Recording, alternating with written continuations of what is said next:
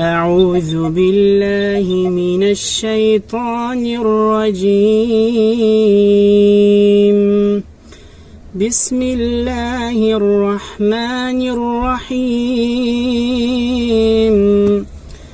إن ربكم الله الذي خلق السماوات والأرض في 6 أيام ثم استوى على العرش يغشي الليل النهار يطلبه حثيثا والشمس والقمر والنجوم مسخرات بأمره ألا له الخلق والأمر تبارك الله رب العالمين.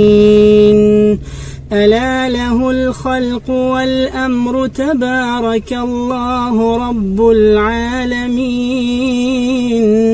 ادعوا ربكم تضرعا وخفية إنه لا يحب المعتدين.